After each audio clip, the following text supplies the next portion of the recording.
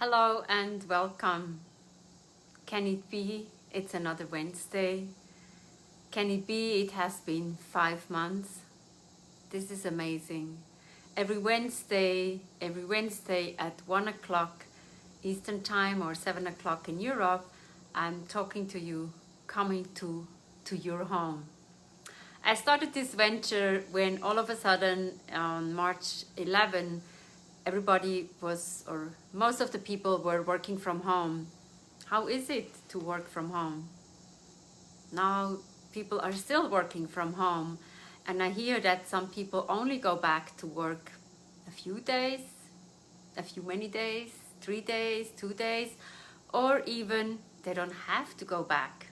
Google, Twitter, we heard of all those technology companies. You can work from home if you want to, or it's only in January. So what do you do? September, October, November, December, 4 more months working from home. When you love to go to the office, this is not so easy. So that's why I started a Facebook group, Work From Home. I put every Monday, most of the Mondays, I put in my goals that I set for the week. I think Monday is a good day for me to start. Obviously, I start Sunday evening to check what's happening in the week if everything is scheduled. But then on Monday, certainly, I'll double check if everybody is at the right time, is on time. I don't double book myself, which sometimes can happen. But that everything is in line and everybody is taken care of for the whole week. And then what happens? People say, sorry, I have to change. Sorry, I have to cancel. Okay, so then I have to reschedule and rethink. So thank God there is this fantastic website, Date and Time, where I can convert my time to your time wherever you are. So it's a little easier because 7, 6 hours, 10, 12 hours time difference is not always easy to have it correct. And especially when the time is changing, it's even more complicated. So let's not get there. And today I said I would talk about boundaries and what you say yes to and what you say no to. This sounds like very easy, but it's not. So boundaries for me actually is interesting because in the business world, typically a coaching session is an hour. I have it on the Zoom. I see when the hour comes to the full hour, and 5 minutes before that, I'm wrapping it up. Is there anything else? What are you taking away? These are indications of let's wrap it up. The hour is over. Let's set a new date and we move on.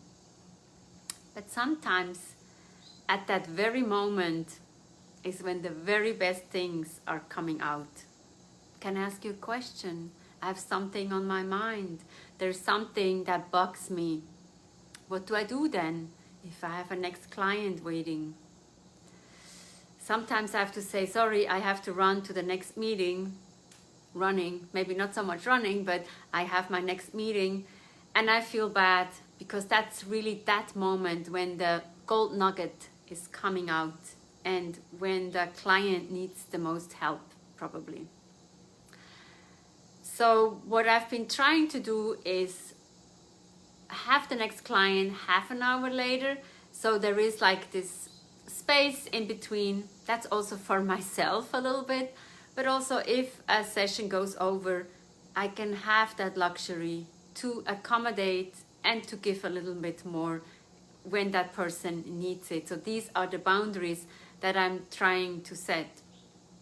But then it's not so easy for me to stop and say, no, I have to go to the next meeting.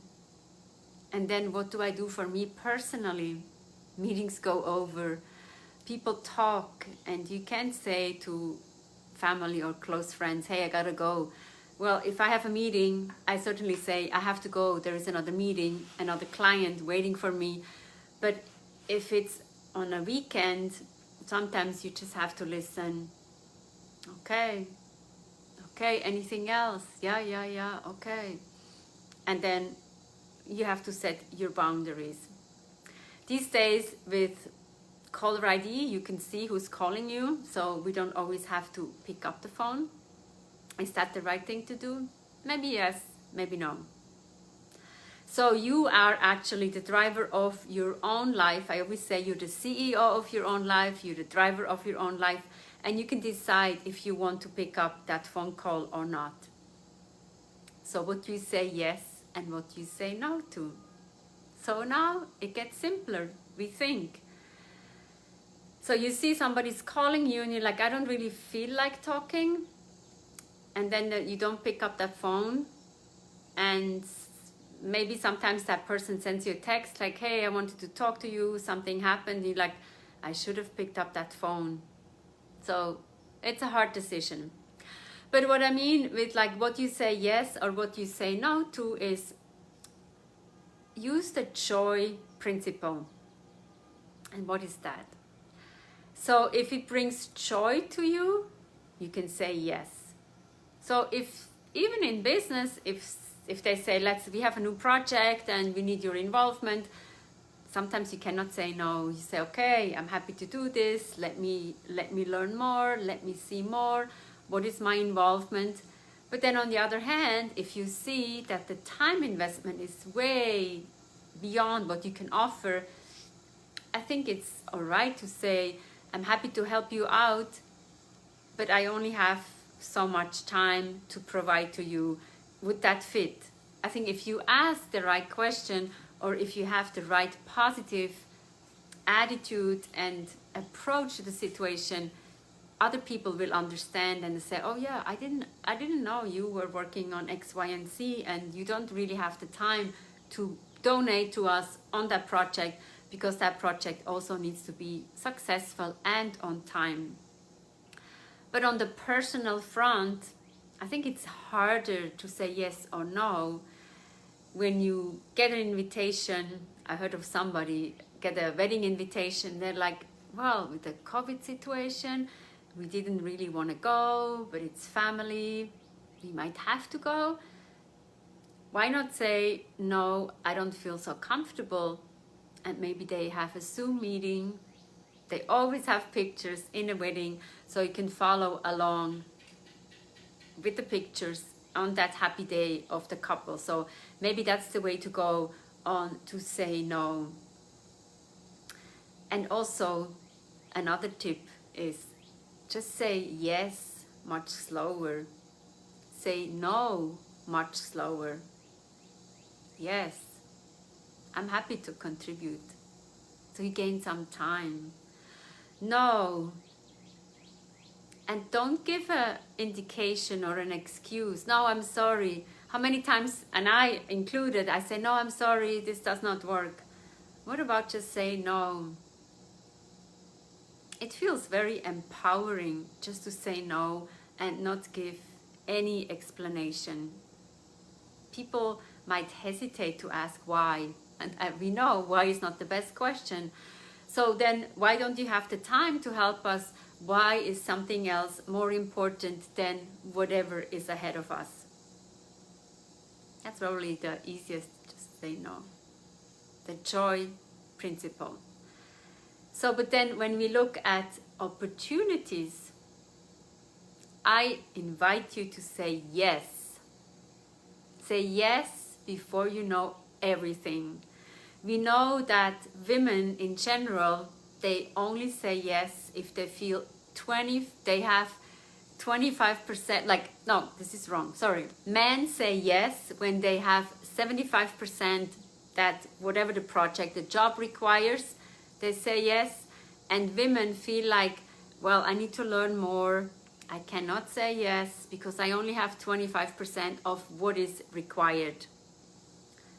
So what I've learned, when you watch those shows where they just push a button, actually you should push the button before you know the answer.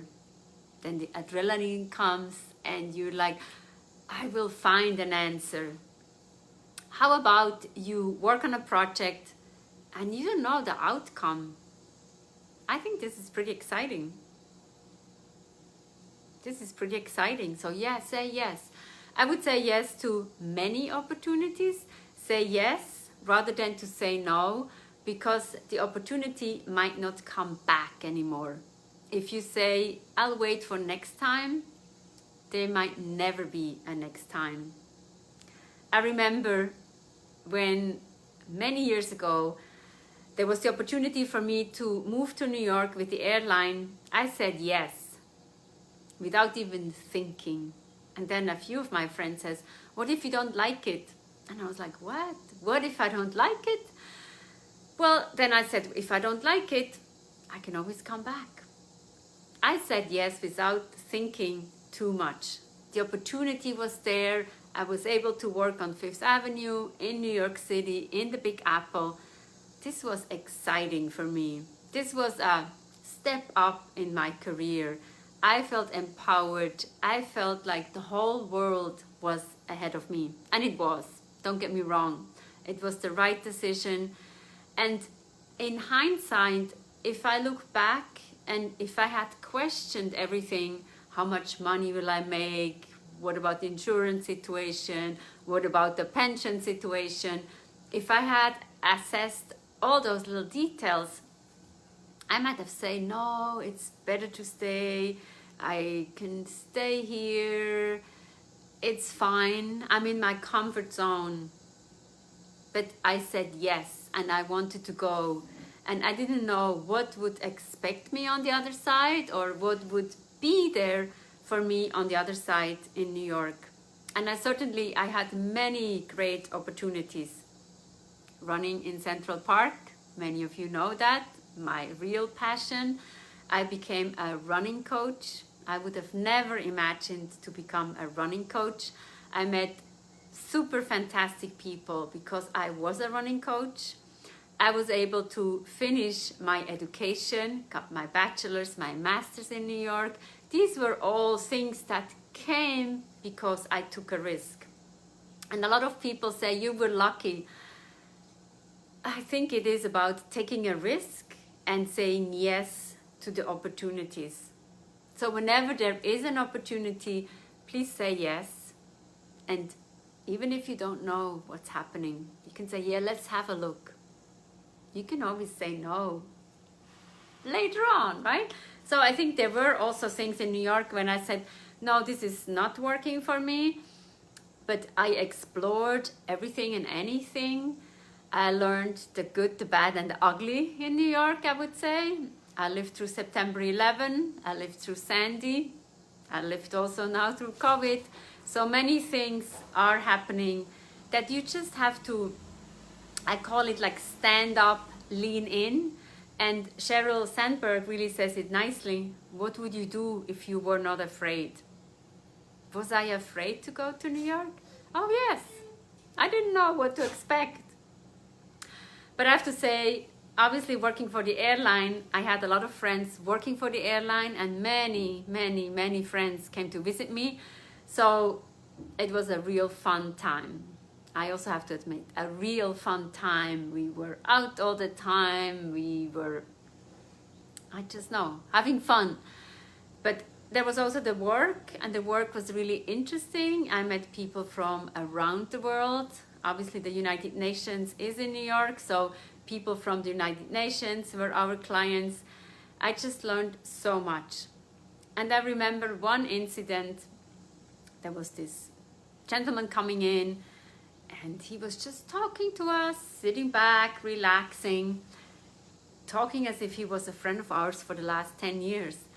And when he left, my supervisor said to me, do you know who that was? He was a CEO of an organization, huge. I don't remember which one anymore, but he said he knows that that person just comes in just to talk a little bit with us, to exchange ideas and to see how everything is going in the airline business. These were the days.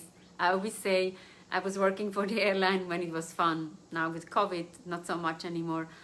But I was impressed that that person, that CEO, took the time and came to us and probably also told us stories about his travels, about his jobs. And I felt like he needed to rejuvenate And as a CEO, you don't always have people to talk to you.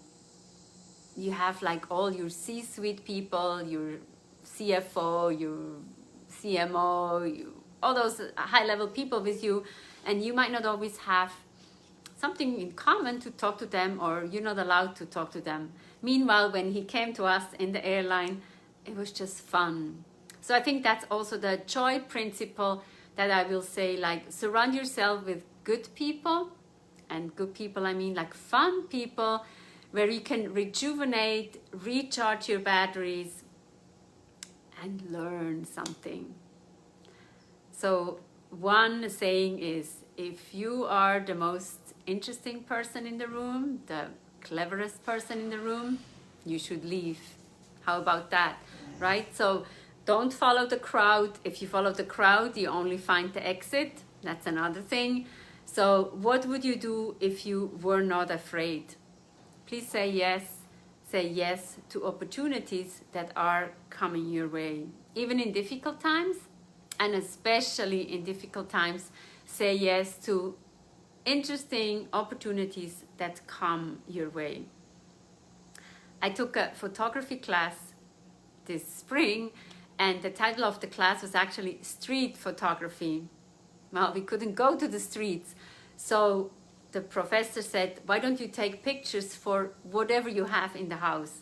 So look around in the house. What kind of like fun stuff do you have in the house? You can take pictures. That's one thing. It was really great.